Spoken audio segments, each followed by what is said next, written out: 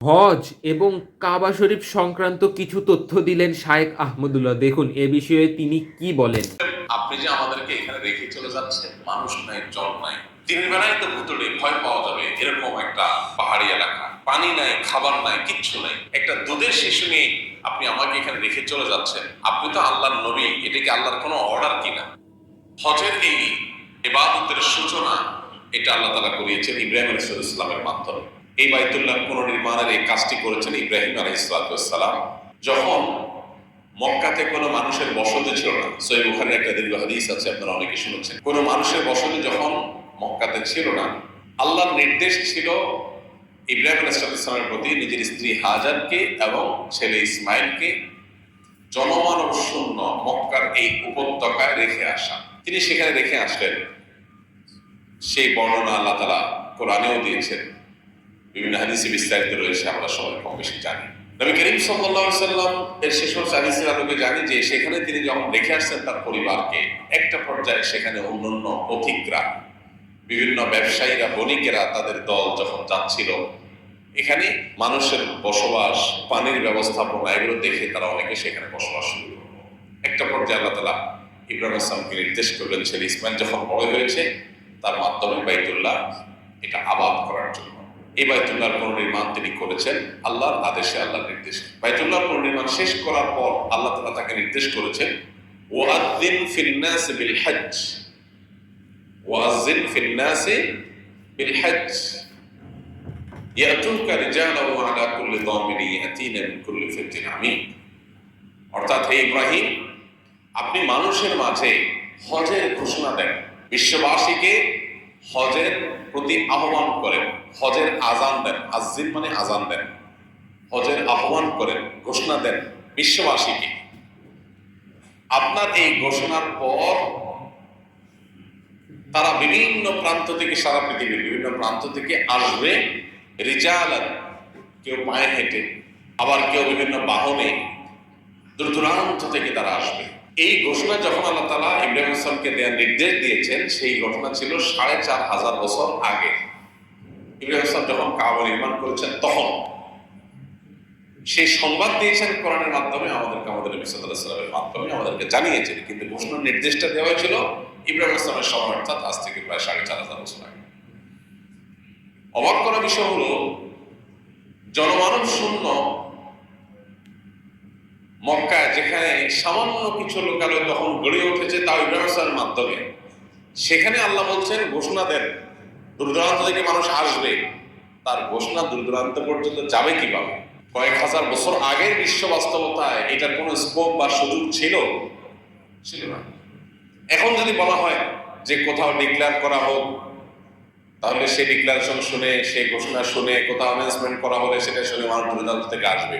এটা তো এখন বোঝা যায়, সোশ্যাল মিডিয়ার যুগে, মিডিয়ার যুগে এটা তো সহজ। কিন্তু আজ থেকে ৪-৫ হাজার বছর আগের বিশ্ব বাস্তবতায় আল্লাহ বলছেন আপনি ঘোষণা দেন, মানুষ দূরান্ত থেকে আসবে। আল্লাহর এই নির্দেশটা বুঝে আসার কথা না, এটা খোলা চোখে তাকালে লজিক্যাল হওয়ার কথা না। আমাদের কাছে ইসলামের অনেক বিধিবিধান এখন আছে। 2024-এর এই পৃথিবীতে, এই বাস্তবতায় আল্লাহর অনেক আদেশ নিষেধ আছে যেগুলো আমাদের বুঝে আসে না। আমাদের কাছে মনে হয় বাহ্যিকভাবে ইললজিক্যাল, অযৌক্তিক। আমরা তখন আমাদের ক্ষুদ্র বিবেক যুক্তি দিয়ে আল্লাহর আদেশ নিষেধের যথার্থতাকে পরিমাপ করার ব্যর্থ চেষ্টা করি।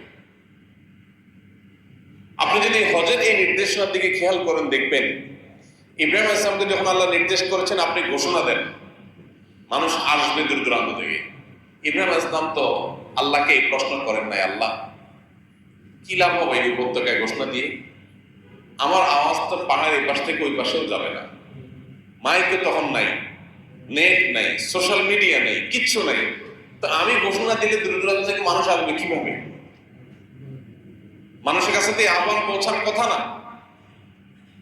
কিন্তু সে আহ্বান এখন ইব্রাহিম ইসলামের ডাক, তার সে আহ্বান, হজ করার প্রতি ডাক, তার সেই আজান, সেটা পৃথিবীর প্রত্যেকটা প্রান্তে প্রান্তরে পৌঁছে গেছে না যায় না?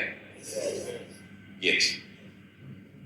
আল্লাহ বলেছেন আপনি দেন, ঘোষণা জায়গা জায়গা পৌঁছবে, মানুষও দলে দলে আসবে, আল্লাহর কথার বাস্তবায়ন হয়েছে, কিন্তু সেটা বহু পরে, মানে বুঝে আসছে বহু পরে।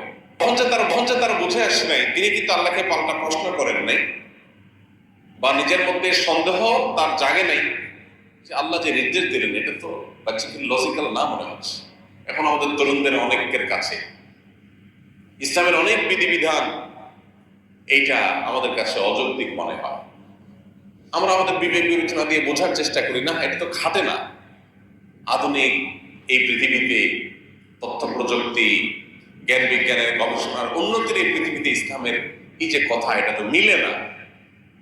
তখন অনেকে নিজের অজান্তে ভিতরে বেঈমান হয়ে যান, বা সন্দেহের দানা তার ভিতরে তৈরি হয়, নাস্তিক্যবাদের বীজ তার মধ্যে বপন হতে থাকে। তিনি জানেন না যে তার বিবেক বিবেচনার ঊর্ধ্বে আল্লাহর বিধিবিধান, বলছে এখন না আসুক 200 বছর পরে, 2000 বছর পরে আসবে, অথবা কখনো না আসুক, আল্লাহ যা বলেছেন সেটা লজিক্যাল, সেটা যৌক্তিক, সেটা বাস্তব, তার উপরে আর কিচ্ছু হতে পারে না, সেটা আমার বুঝে আসুক অথবা না আসুক। ইব্রাহিম আলাইহিস সালাম সম্পর্কে আল্লাহ বলেছেন, ওয়াইদিন তালা ইব্রাহিম রাব্বুহু বিকালিমাতিন ফাতাম্মাহুন। ইব্রাহিম আলাইহিস সালামকে আল্লাহ তাআলা কয়েকটা পরীক্ষা নিয়েছেন, সবগুলো পরীক্ষায় তিনি উত্তীর্ণ হয়েছেন। এই যে নিজের ছেলেকে কোরবানি করার নির্দেশ করেছেন, সে পরীক্ষা উত্তীর্ণ হয়েছেন, ছেলে কিন্তু কোরবানি হয় নাই, কিন্তু তিনি জিতে গেছেন, তিনি পরীক্ষায় উত্তীর্ণ হয়ে গেছেন। এই যে হজের ঘোষণা আল্লাহ তাআলা দিতে বলেছেন, তিনি কিন্তু ঘোষণা দিয়েছেন, এবং সেই ঘোষণায় মানুষ এখনো আসছে। হাজার হাজার বছর পার হয়ে গেছে, সে আশা এখনো থামে নাই, কিয়ামত পর্যন্ত আসতে থাকবে। পৃথিবীর সবচাইতে নীরব জায়গা ছিল মক্কা, কোনো মানুষের বসবাস সেখানে ছিল না, পিনপতন নীরব ছিল। ইব্রাহিম আলাইহিস সালাম তার স্ত্রী হাজারকে, ছেলে ইসমাইলকে সেখানে রেখে গেছে। যখন তাদেরকে সেখানে রেখে যান, হাদিস আমরা সবাই জানি, হাজার আলাইহিস সালাতু ওয়াস সালাম দেখলেন স্বামী তাদেরকে ঘোড়া বা উটের পিঠ থেকে নামিয়ে পায়ের উপর রেখে চলে যাচ্ছে। পেছন থেকে হাজার ডেকে বললেন, আপনি যে আমাদেরকে এখানে রেখে চলে যাচ্ছেন, মানুষ নাই, জল নাই, দিনের বেলায় তো ভুতুড়ে ভয় পাওয়া যাবে এরকম একটা পাহাড়ি এলাকা, পানি নাই, খাবার নাই, কিচ্ছু নাই, একটা দুধের শিশু নিয়ে আপনি আমাকে এখানে রেখে চলে যাচ্ছেন, আপনি তো আল্লাহর নবী, এটা কি আল্লাহর কোনো অর্ডার কিনা জানতে চেয়েছেন মা হাজার। ইব্রাহিম আলাইহিস সালাম পিছনে ফিরে তাকান নাই, তাকাইলে বাচ্চার মুখের দিকে তাকাইলে, স্ত্রীর মুখের দিকে তাকাইলে মায়া লেগে যাবে, আল্লাহর নির্দেশ বাস্তবায়ন করতে পারবেন না, পরীক্ষা ফেল হয়ে যাবে। যেদিকে আসেন ওদিকে তাকিয়েই শুধু মাথা নাড়ালেন, হ্যাঁ আল্লাহর নির্দেশ। তখন হাজরা ইসলাম নিশ্চিন্ত হয়ে গেছেন, আল্লাহর নির্দেশ হলে আর টেনশন নাই, আপনি যান। চলে গেছেন তিনি। সেই যে একজন মা একটা দুধের শিশু জনমানব শূন্য একটা জায়গায় তারা বসবাস করেছে, তাদের থেকে পানি নাই, বাচ্চার পিপাসা, পাগল হয়ে যাচ্ছে চিৎকারে, মায়ের দুধ শুকিয়ে আসছে, পানি নাই, খাবার ছাড়া থাকা যায়, পানি ছাড়া তো থাকা যায় না। ছুটাছুটি করলেন সাফা পাহাড় থেকে মারোয়া। এই সাফা পাহাড়কে আল্লাহ বলেছেন, ইন্না সাফা ওয়াল মারওয়াতা মিন শাআইরিল্লাহ। এই সাফা এবং এই মারোয়া এগুলো সাধারণ কোনো পাহাড় নয়, এগুলো আল্লাহর কুদরতের নিদর্শন। এই সাফা পাহাড় পৃথিবীর ইতিহাসের বহু ঘটনার সাক্ষী। এই সাফা পাহাড় এখানে রেখে গেছেন ইব্রাহিম ইসলাম তার স্ত্রী হাজার ও ইসমাইলকে। তখন সাফা পাহাড় থেকে দৌড় দিয়ে তিনি বাচ্চাকে রেখে মারোয়া পাহাড়ে চলে গেছেন পানি তালাশ করার জন্য, কারণ এই দুইটাই উঁচু জায়গা ছিল। তখন উঁচু জায়গা থেকে দেখেন আশপাশে পানি আছে কিনা, নাই, কোথাও নাই। সাফায় দাঁড়িয়ে দেখেন নাই, দৌড় দিয়েছেন মারোয়ায়, মারোয়া দেখছেন নাই, আবার সাফায় এসে দেখছেন এখানে নাই, আবার মারোয়া। এভাবে সাফা টু মারোয়া 7 বার আসা যাওয়া করেছেন। এখন আমাদের হজের পাঠ হয়ে গেছে সেটা। তো তিনি যে বারবার গিয়েছেন, পানি পান নাই, আশা ছাড়েন নাই, নিরাশ হয়ে যান নাই, বেঈমান হয়ে যান নাই। আমরা বলে বলতাম এটা কোনো কথা, মানুষ নাই, জল নাই, এখানে রেখে যাওয়ার আল্লাহর নির্দেশ। আল্লাহ এরকম ইলজিক্যাল নির্দেশ কিভাবে করে? আমরা আল্লাহর নিয়ে প্রশ্ন তুলতাম। তিনি মেনে নিয়েছেন, ছেলের জীবন যায়, নিজের জীবন যায়, ঈমান হারায় নাই। যদি মৃত্যু এসে যায় তাহলে আল্লাহর ফয়সালা, এর মধ্যেই কল্যাণ আছে। এটা ছিল ঈমানের পাওয়ার তাদের। এরপরে আল্লাহ তাআলা সাফা মারওয়ার মধ্যবর্তী জায়গায় জমজম কূপের ব্যবস্থা করে দিয়েছেন। আজও পর্যন্ত সেই জমজম কূপের পানি মক্কাতে 30-40 লক্ষ মানুষ এভারেজে সারা বছর পান করছে। সেখান থেকে লাইন দিয়ে পাইপ দিয়ে লাইন নিয়ে মদিনাতে মসজিদে নববীতে হাজার হাজার লক্ষ লক্ষ মানুষ সারা বছর পান করছে। সারা পৃথিবীতে মানুষ নিয়ে যাচ্ছে, একটা কুয়ার পানি শেষ হচ্ছে না। এবং সেটা 200-400 বছর না, 4500 বছর ধরে। হজে যদি কেউ চোখ নিয়ে যায়, চোখ জন্ম চোখ না, অন্তর চোখ, এটা নিয়ে যদি কেউ যেতে পারে, সে ইমানদার হয়ে ফিরে আসবে। তার ইমানের ভেতরটা জেগে উঠবে, সে প্রতিটা পদে পদে আল্লাহর কুদরতের নিদর্শন দেখতে পাবে। আল্লাহ তাআলা সেটা রেখেছেন। তো হাজার এবং ইসমাইল আলাইহিসসালামকে নিয়ে জনমানব শূন্য ভুতুড়ে পাহাড়ি উপত্যকায় পানি নাই, খাবার নাই, সেখানে রেখে ইব্রাহিম ইসলাম চলে আসছে। দেখেন, সবচেয়ে অনাবাদী জায়গা পৃথিবীর সকল প্রান্তের যত শহর, নগর, গ্রাম, বসতি মানুষের আছে, এর মধ্যে একমাত্র নগরী মক্কা মুকাররমা, যেটা 24 ঘন্টা সরব থাকে।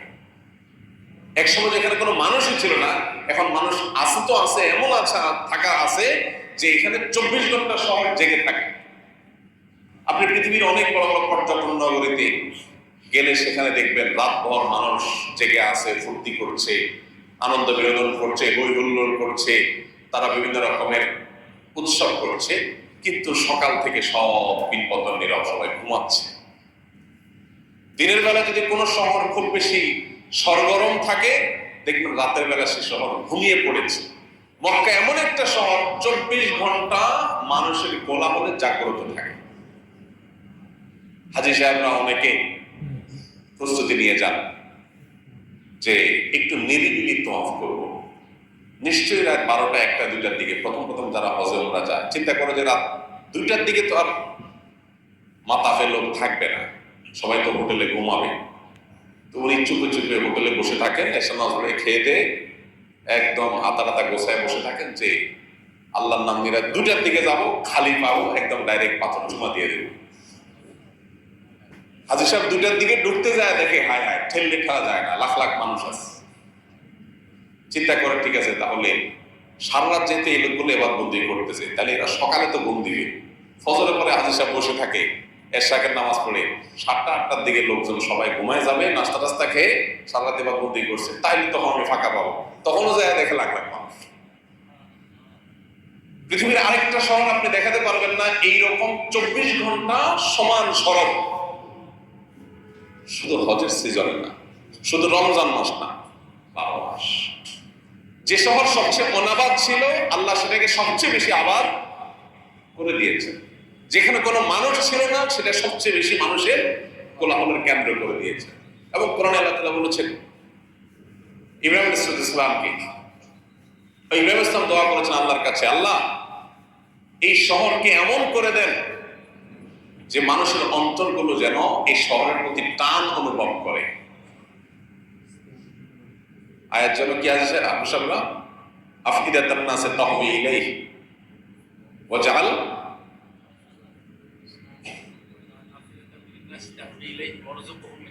16 অংশ, তার আগের অংশ, আফকিদাতান নাসে তাহবি ইলাইহি, এটা তো পরের অংশ, আগের অংশ। আবুসাবরা পরেরটা সবাই পারে, আগেরটা পারে না। এটা রব্বানা ইন্নী আসকানতু মিন যুররিয়্যাতি বিওয়াদিন গায়রি জি যার'ইন ইনদা বাইতিকাল মুহাররাম। আল্লাহু আকবার। ইব্রাহিম ইসলাম বলছেন, আল্লাহ আমি আমার পরিবারকে, আমার স্ত্রী এবং দুধের শিশুকে এমন এক উপত্যকায় আপনার নির্দেশে রেখে গেলাম, গায়রি জি যার'ইন, এখানে কোনো ফসল নাই, কোনো খাবার নাই, ইনদা বাইতিকাল মুহাররাম, আপনার বাইতুল্লাহ এখানে আছে, তাও আবাদ নাই, মানুষজন নাই। নূহ আলাইহিস সালামের প্লাবনের পরে তার উপরে মাটির লেয়ার পড়ে এটা ঢেকে পড়ে গেছে, ডুবে গেছে, মাটির নিচে চলে গেছে, এখানে কেউ নাই, এই জায়গা আমি রেখে গেলাম। রব্বানা ওয়াজআল রব্বানা লিয়াকিমুস সালাহ, আল্লাহ আমি রেখে গেলাম এদেরকে যাতে এরা নামাজ কায়েম করে পৃথিবীতে। এমন কায়েম করা করছেন যে সেই যে নামাজ কায়েম শুরু হয়েছে গোটা পৃথিবীতে আজ নামাজ কায়েম করছে ইসমাইল আলাইহিস সালামের দ্বারায় এবং তার বংশধর মুহাম্মদ সাল্লাল্লাহু আলাইহি সাল্লামের দ্বারায় নামাজ কায়েম করেছে। রব্বানা জাআল লিয়াকিমুস সালাহ ওয়া জাআল আফইদাতান নাস তাহওয়ি ইলাইহি। আর এই যে শহর যেখানে রেখে গেলাম সেটা তো শহর না, উপত্যকা, কোনো মানুষ নাই, কোনো ফসল এখানে হয় না। আল্লাহ এখানে আপনি মানুষের অন্তরগুলোকে শহরের প্রতি টান আকর্ষণ সৃষ্টি করে দেন। সৃষ্টি হয়েছে না হয় নাই? কিভাবে হয়েছে? 10 বার 15 বার 20 বার কেউ যদি যায় উমরা করে হজ করে, একটা লোক দেখাতে পারবেন না যে বলছে না আল্লাহ, পাবেন না। 6 মাস 1 বছর গেলে অস্থিরতা শুরু হয়ে যায়, টাকা নাই পয়সা নাই, ব্যাকুল হয়ে যায়, আবার একটু যায়। পৃথিবীর অনেক দামি দামি জায়গা আছে যেগুলোতে আমরা যাই। আমার অনেক যাওয়ার সুযোগ হয়েছে, তাজমহল যাওয়ার সুযোগ হয়েছে, ইতালির রোমের কলোসিয়াম যাওয়ার সুযোগ হয়েছে, তারপরে চেক প্রজাতন্ত্রের প্রাগ শহরে অনেক প্রাচীন বার্লিন ওয়াল, অনেক জায়গা যাওয়ার সুযোগ হয়েছে।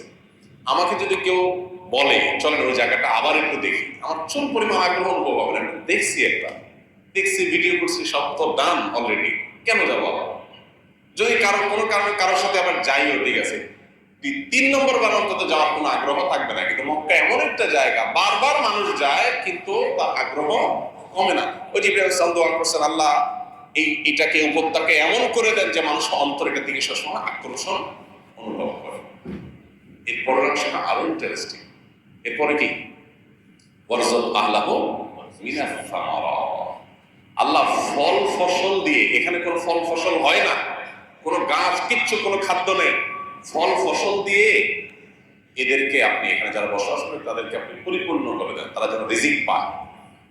যারা তায়েফ গেছেন, মক্কার সাথেই লাগা, তারা জানেন সুবহানাল্লাহ, আশপাশের সব শহর, তায়েফের যে বর্ডার, সেগুলো থেকে আপনি তায়েফে ঢুকবেন, মনে হচ্ছে যে অদৃশ্য এক দেয়াল আছে। তায়েফের পরিবেশ, আবহাওয়া বসন্তের মতো, পাশে গরম, ভয়ঙ্কর গরম, কিন্তু তায়েফে ঢুকে গেছেন পরিপূর্ণ শীতল পরিবেশ।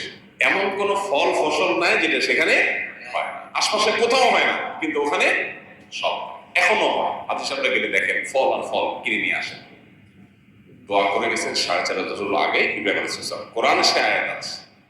এই জন্য ভাই, কোরআনের প্রত্যেকটা আয়াতের কুদরতের সাক্ষী যদি আপনি হতে চান, আপনাকে হজ করতে হবে। আল্লাহ আমাদের সেভাবে অন্তর্চক্ষু নিয়ে হজ সম্পাদন করার তৌফিক। কোরআনের প্রত্যেকটা আয়াতের কুদরতের সাক্ষী যদি আপনি হতে চান, আপনাকে হজ করতে হবে। আল্লাহ আমাদের সেভাবে অন্তর্চক্ষু নিয়ে হজ সম্পাদন করার তৌফিক দান।